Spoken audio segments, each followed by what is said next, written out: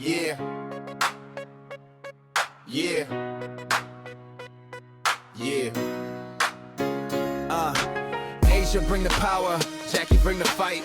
Chelsea got the sauce, Becky got the sight. Mark built a whole dynasty in these Vegas lights. Not a whole league trying to keep up every single night. Championships, records, the standard bearer. We welcome you all to the Aces era.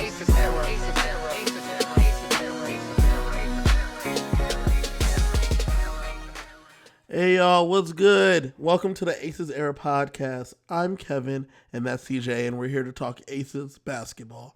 The good, the bad, the petty, the messy, and the elite. If it's anything to do with the Las Vegas Aces, we're talking about it. CJ, what a game today. What a technically comeback win. That game was way more interesting than it needed to be. We didn't need all that. No. We were ahead. I was ready to go do something else with my Sunday. I could have turned it off, but I was like, no, let's make sure that we are going to finish this, and they made it difficult. Yeah. Today's game, the Aces end up winning by 1 point, which was scary business if you think about it, because they were up at 1 point by 17. In the fourth.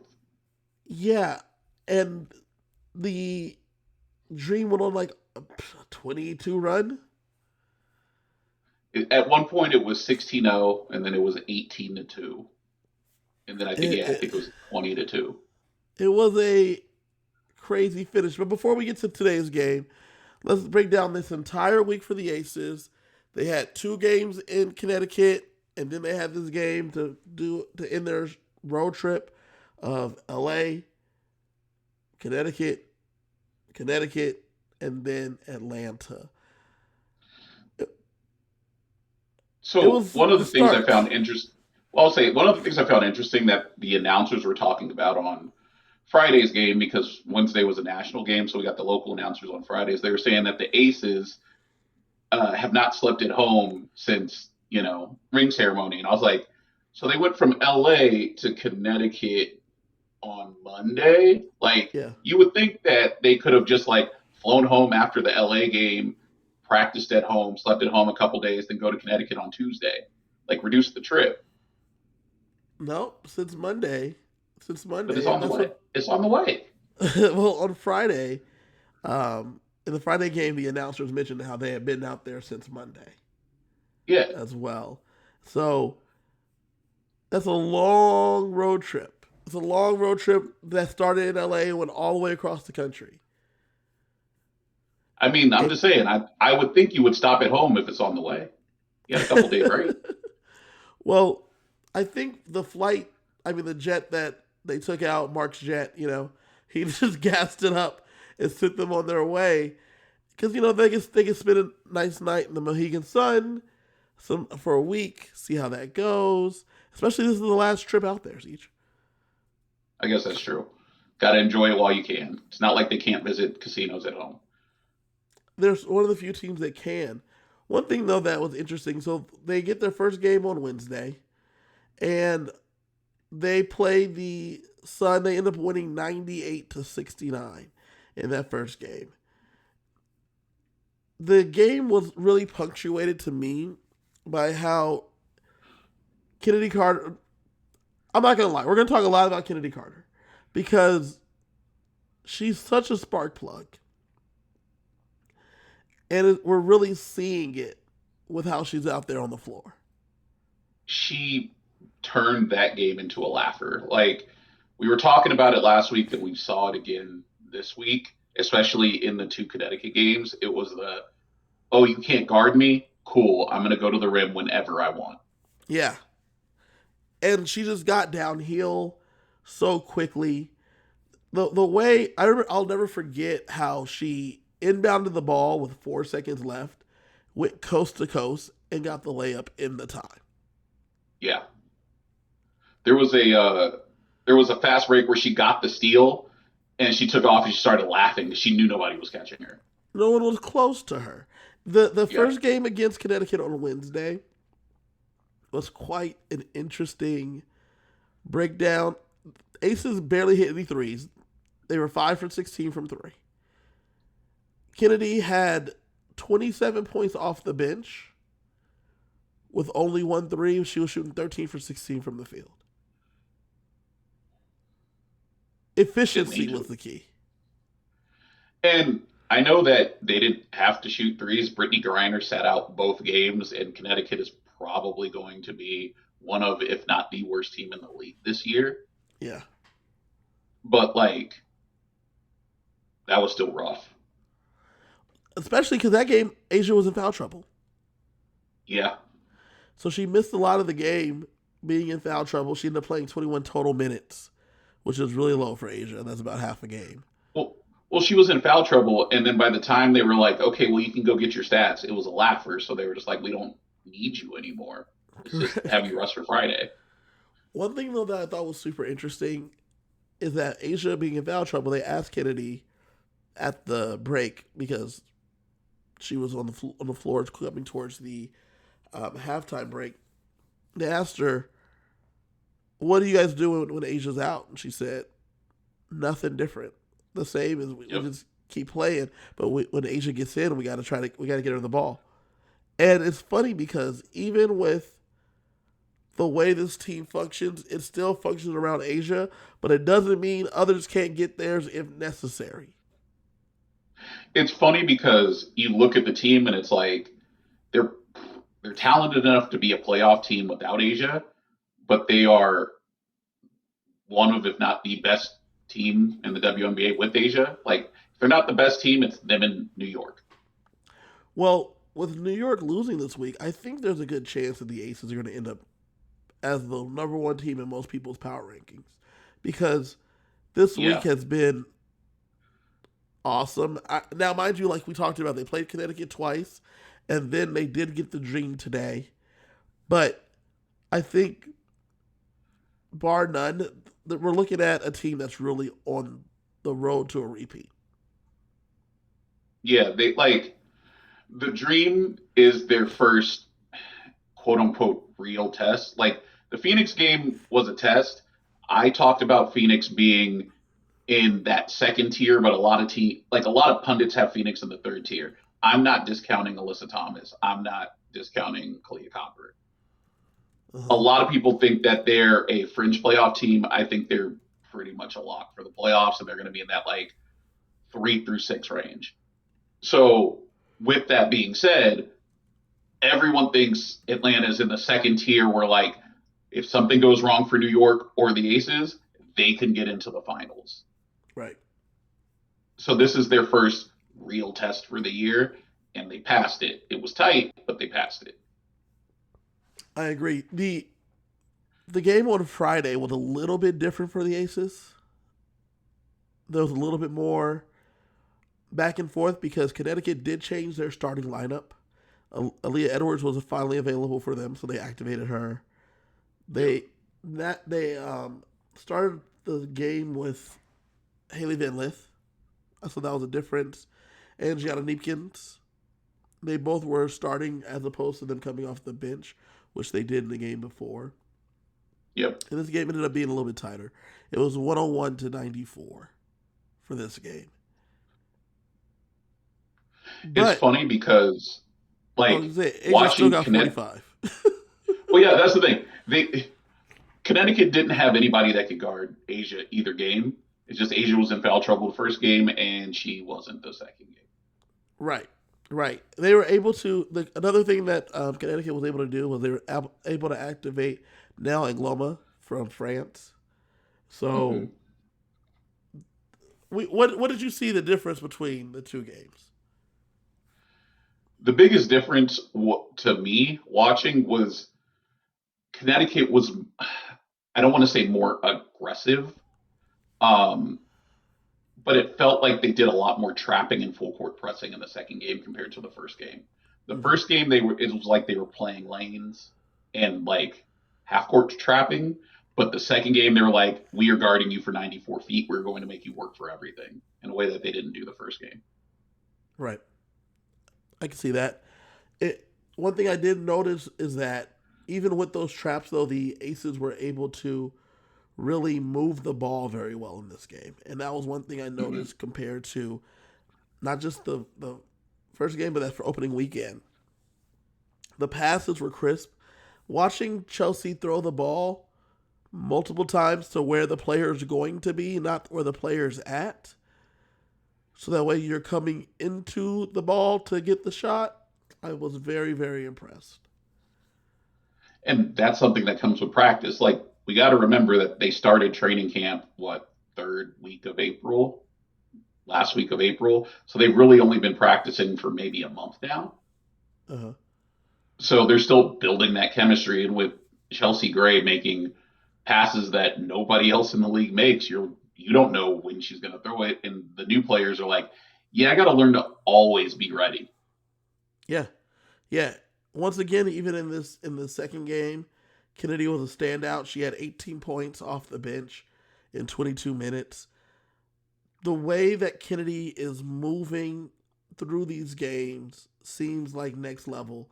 And TMH Solo Prince in the comments asks, will Kennedy be in the starting lineup at some point during the season? And is she in the MVP convo? I don't personally think that she needs to be in the starting lineup. I don't think she will be, in fact. With Jackie and Chelsea as your guards, the way Becky has done it over the last few years, she has had somebody coming off the bench that can really be a spark plug, but that third person in the rotation that are not the bigs, she likes to have them really be there to catch and shoot threes and things of that nature, and that's not Kennedy's game. Nope. And the second part is she in the MVP conversation? I don't think so either, because 100% Kennedy is going to be the Aces like sixth woman of the year, right? You had Alicia Clark, Tiffany Hayes, De'Erica twice, Yep. KP once, and then now you'll have I think Chennedy Carter. She's running away with sixth woman of the year. But MVP conversation, that's not really what she does. That's not really the game that we're looking at here. Yeah, I don't think she will ever get in the starting lineup, because if we needed to replace someone in the starting lineup like Chelsea or Jackie due to injury, because they're going to hold the spot otherwise, I think if it was Jackie, I think Jewell Loyd would take that spot. I think if it was Chelsea, I think Dana Evans would take that spot, because one of the reasons why Kennedy has been so dominant is she's killing second units. And yes. I think you want to keep that mismatch where you're putting her against people that cannot guard her. And like, she's still killing starters when the starters come in and try to shut her down, but you want to keep that mismatch so that you can push the lead in the back half of the first quarter, the start of the second quarter when the starters aren't in. And I think that's why, even though she won't be in the MVP combo, I think she supplants where we probably thought going into the season that Jewell would have been the sixth woman, and that would have been our like leading candidate for sixth woman of the year, winning the accolade, where right now it looks like Kennedy's running away with it. Agreed. Also, guys, if you want to have any questions or want to say anything in the comments, go ahead and shout them out in the comments, and we'll talk about them right here on the show. One of the things that I thought was the most interesting, though, because Kennedy killed it that game, those two games. She's averaging 20 plus points off the bench. When you got to the Dream game today, that was another 20 points from Kennedy. I think that one thing that we're really seeing from Chennedy Carter is that the Aces can have bench depth, which just leaves everyone should be more concerned. It's wild that they're going 9 deep when Becky was like, we're rolling out 7 last year, and that was it. And if you weren't a starter, you didn't get to shoot. That's just how it worked. if you're not a starter, don't shoot that ball. Keep it in your hands. Yeah, because realistically, last year, it was Jewell, Chelsea, Jackie, and Asia who shot, and then you had KB who only got to shoot the widest spot ups ever. Kia never shot. Nalissa, when she came over, she was like, "Okay, you can shoot sometimes." Yeah. And then Dana got to shoot.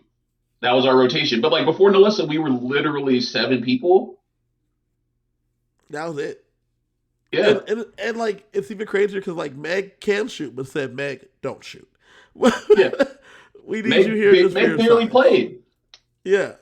It was an interesting change from that to now us having, well, the Aces having one of the deepest benches with having Kennedy coming off the bench, Shia Parker-Tyus coming off the bench as that big that can replace Asia. Yep. With Jewell having a standard bench spot as opposed to trying to have her come in the starting lineup. And one thing I think that's interesting is a lot of people think that Jewell is not doing well. Jewell and Kennedy have different roles.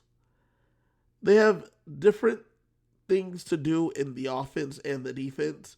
And we saw it in the playoffs why we have Jewell Loyd. What Jewell Loyd does for the Aces is not what Chennedy Carter has to do for the Aces.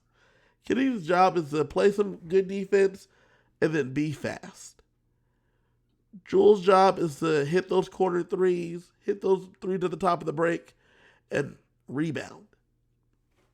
And it's funny, that's why Jewell admitted last year she was struggling, is when she was in Seattle, she was the primary scorer, and she shot most of her threes above the break. And she was like, when I came here, I had to learn how to play off ball, and I had to learn how to shoot corner threes, because I think she said she had shot less than 10 corner threes the year before, and then that's where a primary diet of shots was coming from. So it's like, you're essentially learning a brand new thing. You're going from being the alpha to being a role player. And when you're a former Olympian, multiple-time All-Star, going to being a multiple-time champion player, multiple-time champion, like learning that kind of role is not easy. Because if you think about it, she's probably been the best or second best player on her team since she was a child. Yeah. And so in this situation, it's not even that you're not the best, it's that you're being asked to do something different. Yes. And that was a huge adjustment for her. I would say Kennedy, she gets to continue doing what she's great at, but it's just her role on the team. Which is why we go back to the starting lineup question, right? Is that when you're in the starting lineup, the world revolves around Asia Wilson for the Aces. Yes. And if you're in the starting lineup, the goal is to facilitate for Asia Wilson or get the ball open once they collapse onto Asia Wilson. If you notice, when Kennedy's in, once the ball gets to Kennedy, be ready to get the ball maybe, but she's probably going to break some ankles and get to the cup. So be ready to get back on defense. And it's funny because you see when Kennedy gets going downhill, Nalissa stands in the dunker spot on the weak side of the basket where she's like, I'm here if you want to dump it off, but you're probably going up, so I'm just going to grab that offensive rebound. Correct. Because even Asia will be at the elbow where she can shoot a midi if Kennedy wants to give it, but like Kennedy's going, and Kennedy gets so many points in transition because she's just faster than everyone else. Like the fact that she can run past people while dribbling is insane. Yeah. Becky said that she feels like Kennedy is the fastest person with the basketball on the planet. She might be. Yeah. She's definitely the fastest woman. She might be the fastest person. Yeah. And like Kelsey Mitchell, we know that she's fast. But Chennedy Carter, we're watching it in real time as Aces fans. It's really crazy. One thing, though, I want to mention before we move on to the Atlanta game. How about that 45 from Asia? Not just 45, CJ. 45 on 15 for 18 shooting. Well, I mean, when you get to go to the line as much as she did, it makes it a little bit easier. She only shot 13, made 13 from the line.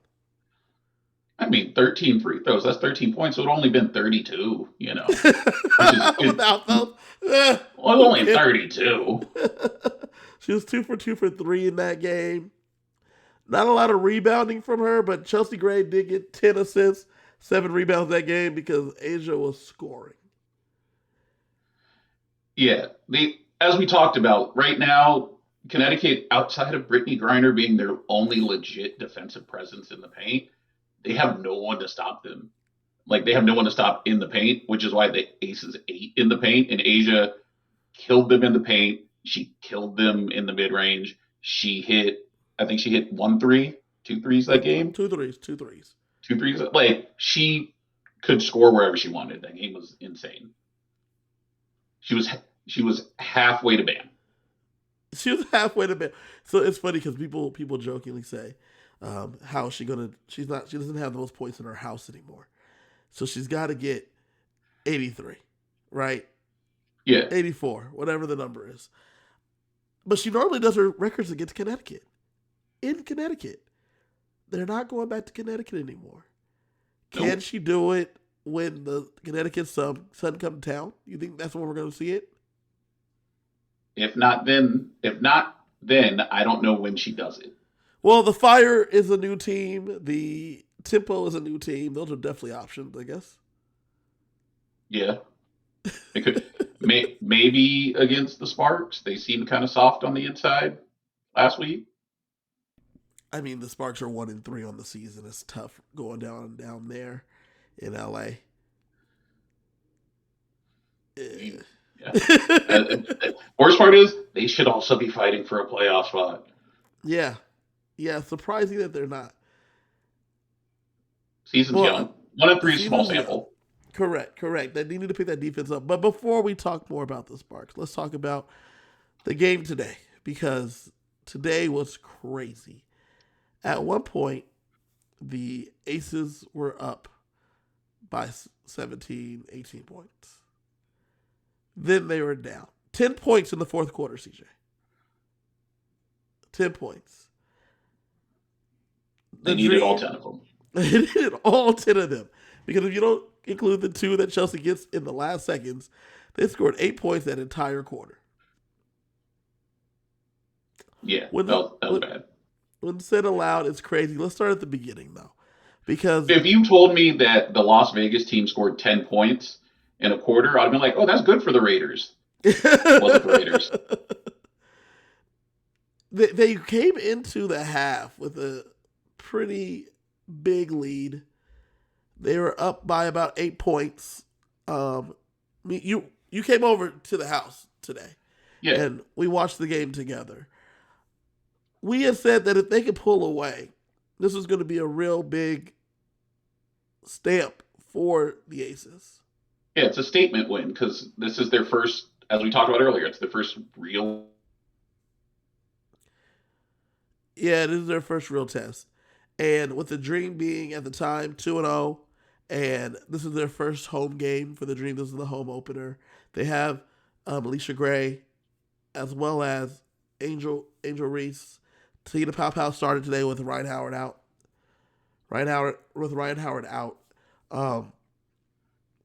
This was the first big test for the Aces. And for a long time during the game, it looked like they were passing the test. It's funny because I thought the game was going to turn into a laugher at the end of the third, and then it was the Dream fans who were laughing until they were crying. Yeah. And I'm glad they were crying because that game, like, it got real ugly when the Aces could not make a basket, and then, like, they were playing good defense. Like, they were still fouling a little too much, which has been a problem all season. They were sending the Dream to the line way too much because the free throw discrepancy today, Dream shot 37 free throws to the Aces 17, even though both teams committed 23 fouls. Yeah. Like, those are problems that the Aces need to clean up. But at the end of the day, the Aces were still running away with the game. Yeah. Until they weren't. If they make a few baskets, this game's not close. I mean, even today, unfortunately, Jackie Young was shot 0 for 12 from the field. So it was a rough day shooting. She was fantastic on defense. Chelsea commented on it. 7 rebounds for her, 7 assists, so she's still facilitating. Only 2 turnovers for her. And she still got 2 steals and 2 blocks, which is huge for her as a guard. Yes. And so, if any of those shots fall, we're looking at something a little bit different, definitely. But we still got another 20 from Kennedy off the bench. The Aces still got 4 from Cheyenne, along with another block from her. They're having good minutes and good shifts, if you will, from their bench team, which is still able to keep things going. Yeah, it's actually crazy because it was the first time on Friday we saw the crunch time lineup against Connecticut, and then we saw the crunch time lineup again today, which was Asia and 4 guards, because you have Jackie, Jewell, Chelsea, and Stephanie Talbot out there, and like it gives you a lot of defensive versatility. You have a lot of switchability out there. Defensively, well, especially with Steph Talbot being a big guard, she's able to play some 4. Yeah. So like and it's great for them because they're banking on teams doubling Asia at that point and being able to spread the floor to shoot threes. The problem is they couldn't make a shot.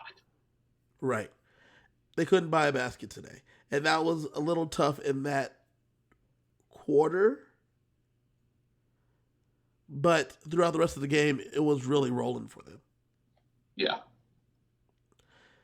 The one thing that I thought was interesting in the end of the game was how the momentum shifted, but even with the rough shooting from Jackie and the Aces losing that lead, we all knew that the point guard could be someone we can look at to help us. The GM survey had who would you trust to take the last shot. Mind you, the teams couldn't vote for themselves, and I think Chelsea Gray was either 1 or 2, or tied for 1 in the clutch moment, and she didn't disappoint. She got a key basket, and then she went on the inbound play. She was able to poke the ball away from Alicia Gray to secure the win. Yeah, as much as that basket was clutch, the fact that they made sure they didn't get a shot up was huge. Yeah. Yeah. Because they took the lead and were able to maintain it. One thing I thought that was interesting, and when you were talking about it, you had noted it, they seem to have less points in the paint today. Yeah, and I think that was more of Atlanta doing a good job sealing off the paint than the Aces not trying to get there. Right. I mean, the Aces did shoot a lot more threes today. They shot 27 threes today as opposed to 13, I believe, on Wednesday and 16 on Friday. And they only had 32 points in the paint instead of 58 and 54 in the 2 Sun games. The Aces have been thriving when they've been scoring in the paint, like they did against the Sparks, the 2 Connecticut games. It's going to be something to watch all season because the more they get into the paint, I think the more they're going to be blowing people out because they're going to keep their efficiency up. Right. And that seems to be a big thing. Becky mentioned that in the presser, that it's not just about how many points you're pouring in, it's about how many shots it's taking to get there. And so that efficiency is what they're really looking for. CJ, ultimately, with these 3 games, along with the Sparks game, the Aces are on a 4-0 win streak. After the game on ring night, a lot of teams were saying, do the Aces still have it? Not a lot of people. Few people were saying, do the Aces still have it? With the 4-0 turnaround in this run, how do you think the Aces are looking as a whole? I would probably feel a lot different if Chelsea doesn't make that basket today, but she did make the basket. So I'm going to say, like, feel good at where they are. But realistically, they should have beat LA and they should have stomped Connecticut like they did. So this was their first test. And we talked about it last week. I'm going to bring it up again today. How much of that last week was Phoenix being pissed off that they had to watch them get their rings after getting swept? Yeah. I mean, you spend all off season getting ready for this game, game one, and it's against the team that we last saw. Yeah. Yeah. Oh, and they're getting their rings in front of us, and Yeah. it's on national TV. Time to make a statement. There's a lot of factors in there, if you will. Yeah. A lot of factors. And so them getting to be on this win streak, and not just on this win streak, we're watching Asia continue to be as dominant as we knew she would be. The amount of blocks she's getting, the steals, the rebounds, I think she's on the way to possibly another Defensive Player of the Year award. It's funny because if she doesn't win Defensive Player of the Year this year, or she's not in contention, it's because of team rebounding, because her rebounding numbers are down, only because they're rebounding as a team instead of letting her do it all by herself. Which has been a fantastic move for the Aces because they're really sharing it. And outside of game one, the last 4 games, we've really seen how the team has come together to rebound the ball. You're correct. So you take that, you take the 20 points you're getting from Chennedy Carter alone off the bench, which is great.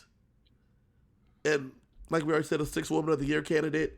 And then you add in all the ways that Chelsea's really getting everyone involved with her passes. Flashy, not flashy, but she seems to know exactly where to go. How long do you think this 4-0 streak extends?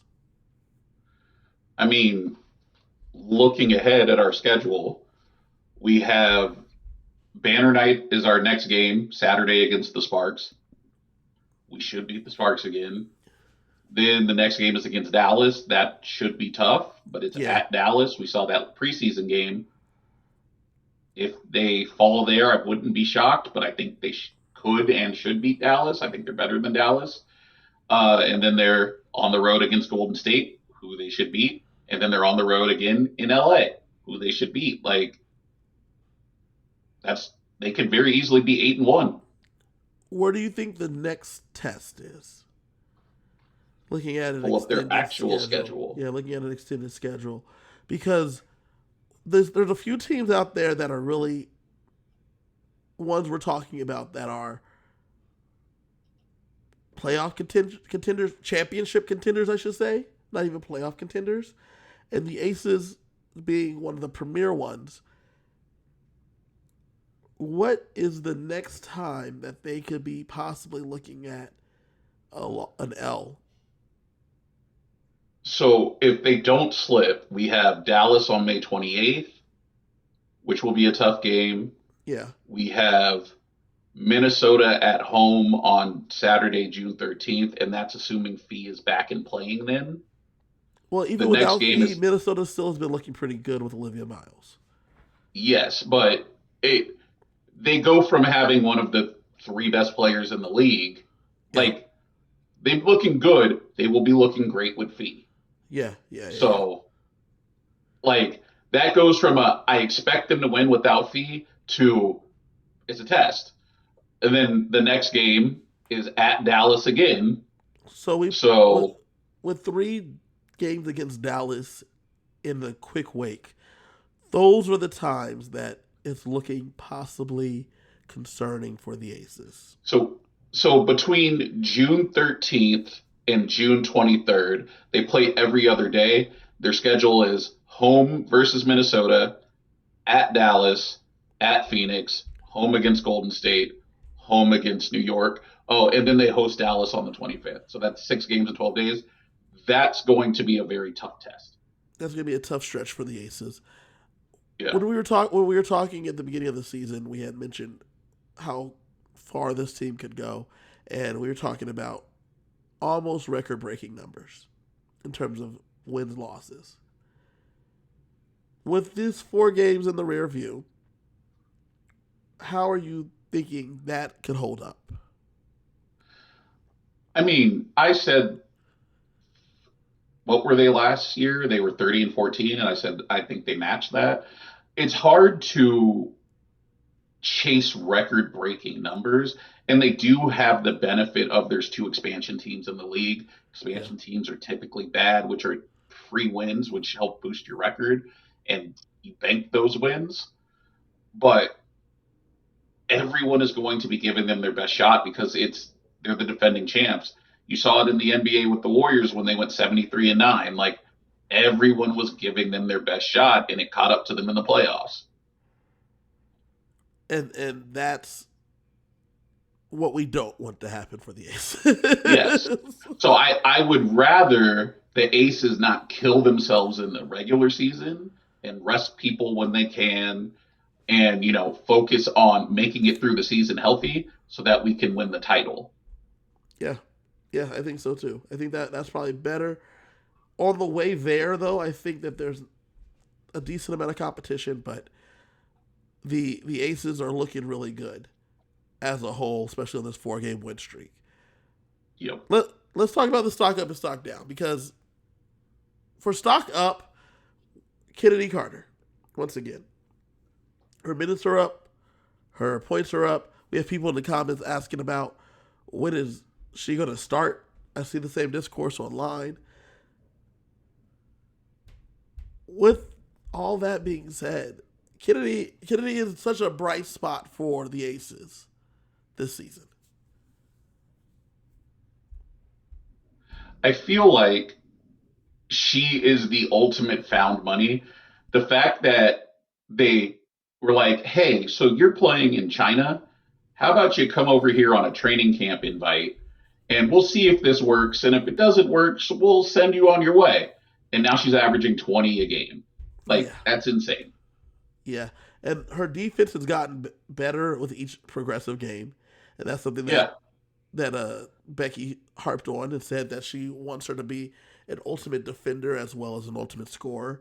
And I think that is something that we're seeing from her already. Yeah, you saw it early, like the first couple preseason games, the first couple regular season games. She's getting in foul trouble, and a lot of that is for reaching for steals and not moving your feet. And I mean, small sample size again, because we've only played now 5 games, but she wasn't in foul trouble today. Correct. She was able to stay out of foul trouble against the Dream. And that then opens up more options for them to let her play more minutes, which is an interesting part of it. Stock down, though. Speaking of minutes, KB. I think this is her second scratch.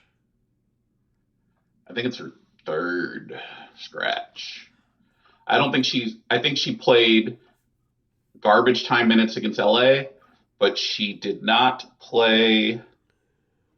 She played garbage time on Wednesday. She did not play at all on Friday, and she did not play today.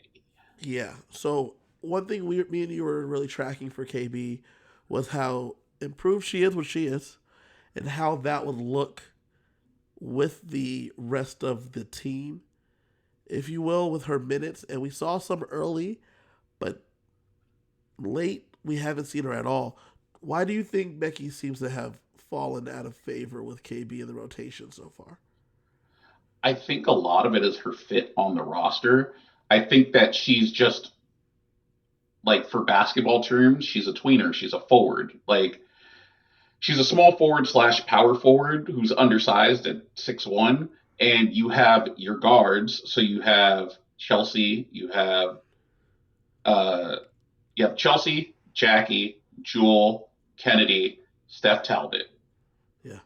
And then Dana Evans when she comes back. And then you have your bigs in Melissa, Asia, Cheyenne, and Brianna Turner. Yeah, Bri Turner, yeah.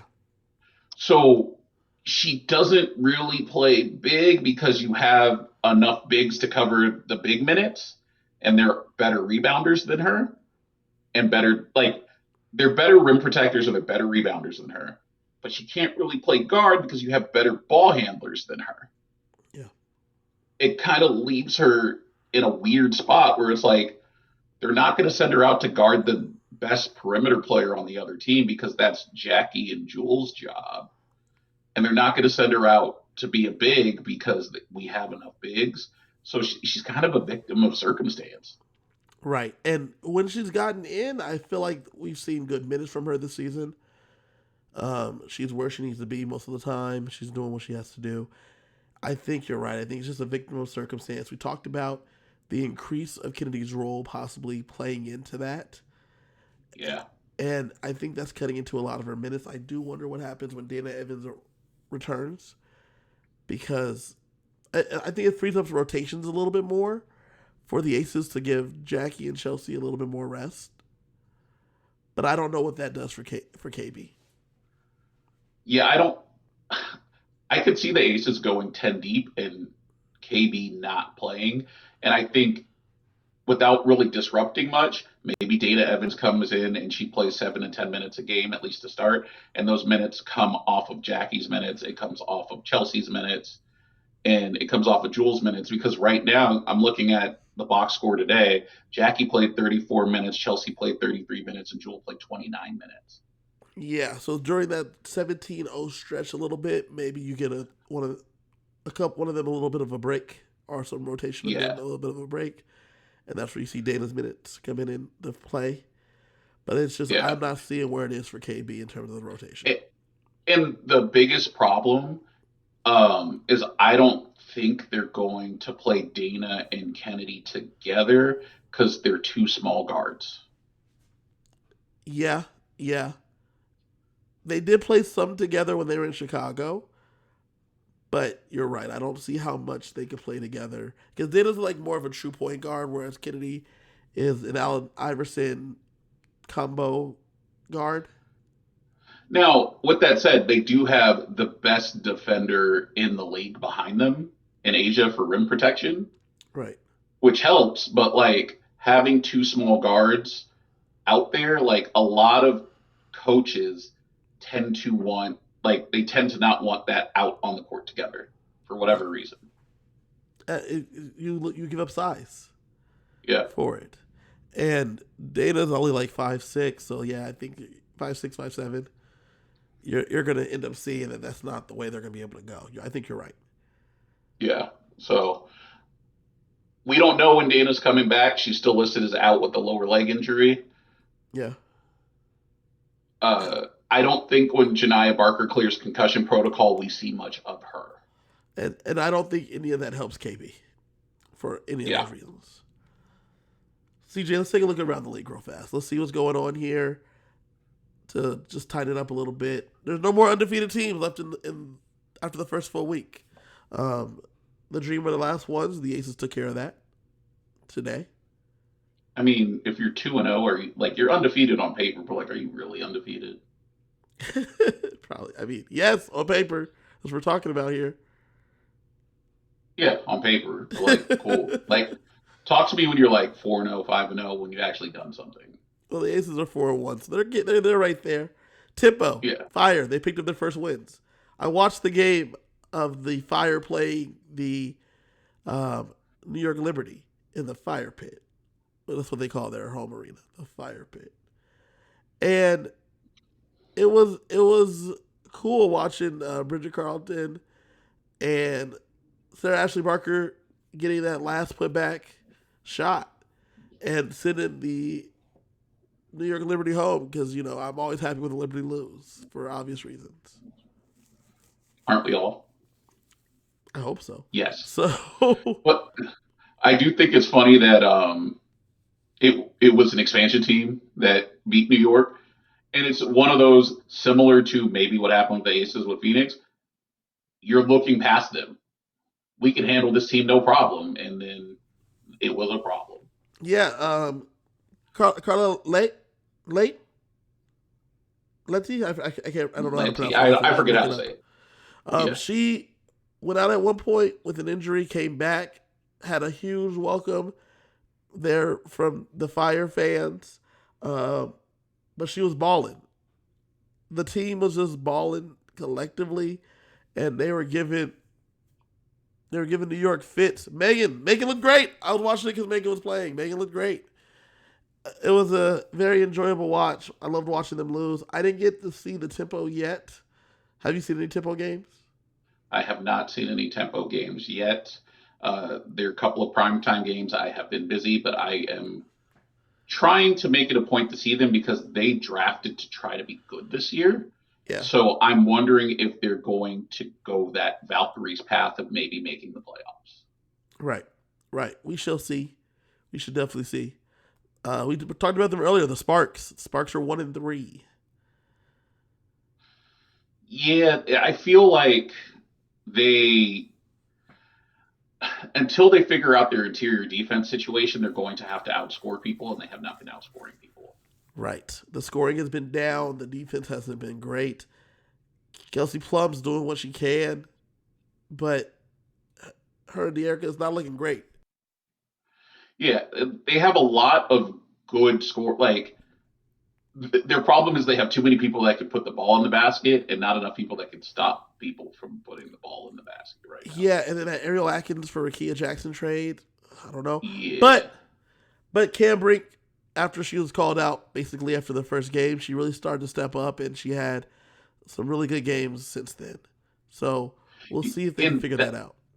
Well, that's the problem. Cam Brink was supposed to be the rim protector, and I think that everything is supposed to fit around her. So they really need her to work. Yeah. Yeah. And until she does, they're going to end up keep looking like this. Yeah. One thing I have noticed is that around the league, the officiating has been up. There's been a lot more fouls. So ESPN had put out an article this week saying that the WNBA was trying to reduce physicality, making it a point of emphasis this year. So you've had a lot more fouls watching the games. Like, there's been a lot of soft fouls. And we talked about it in the preseason games. You've seen it in the first now week and a half of just, I don't think that's a foul, but sure, call it. As long as you call it both ways, cool. We saw it today. 23 fouls against both teams. The only problem was the Dream shot 37 free throws and the Aces shot 17. Yeah.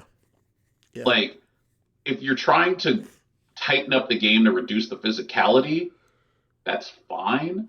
The problem is number one, you have to re-educate fans on what a foul is because it hurts your product when people who watch the game are confused by your calls because there's no consistency to them. And number two, you're going to run into a problem where everyone is scoring because scoring is way up this year. Yeah. Because of the fouls. New York's averaging about 100 points through their first 4 games. Yeah. And they're leading the league at 100 points through 4 games. Last year, the Lynx led the league at 86 points per game. That's insane. Like, the lowest scoring team this year is at 80. I think it's Portland. Last year, it was Chicago at 75. So scoring is just way up. And yeah, it's a small sample size. Every team has played 3 or 4 games so far.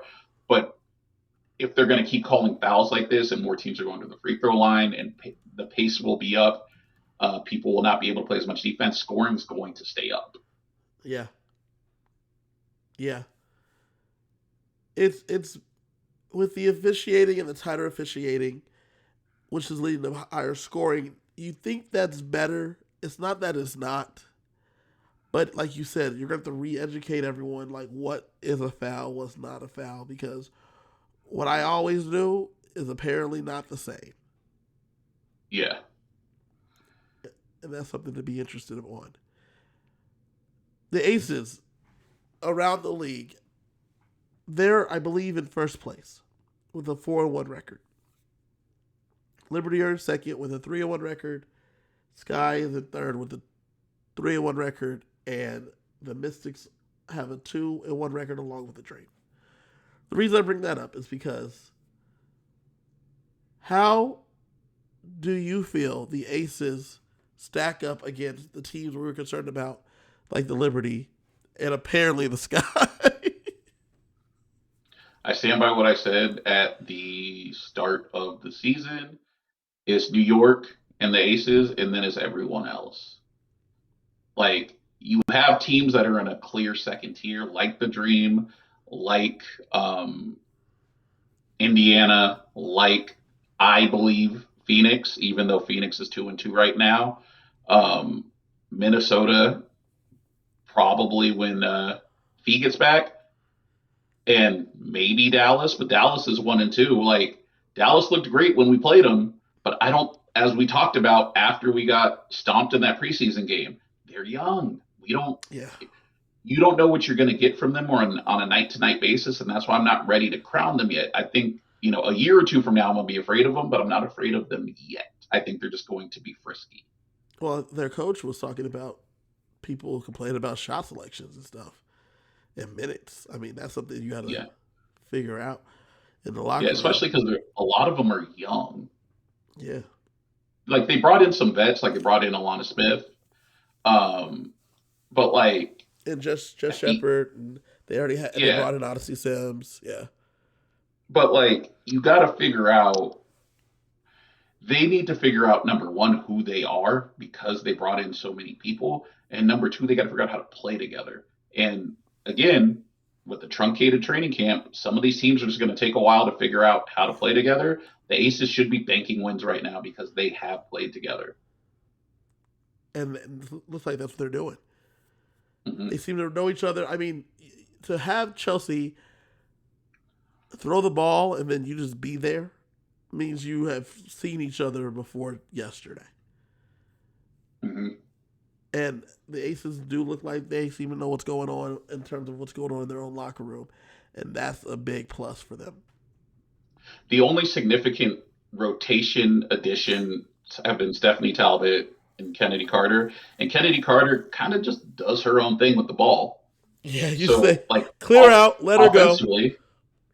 Yeah, so offensively, you're bringing in Stephanie Talbot, and then defensively, like, we figure out the system as a whole. They got to be on a string, so that takes some time. But compared to other teams who had a lot of roster turnover, or your expansion teams who it's a brand new team, the Aces can bank wins. Because once you have those wins, they count in the standings all the same. Doesn't matter if you win by 1 or you win by 100. Yeah. So after week 2, do you think the Aces are the best team in the league? Right now, I still stand by. Until I see them play New York, I put them equal. Okay. I think because New York's not healthy, the Aces are the best team in the league. If the New York is healthy, I still wouldn't bet against the Aces, but I think it's going to be a tighter matchup. But with them currently having Satu out and Sabrina out for another week or two, I think the Aces are the best team in the league.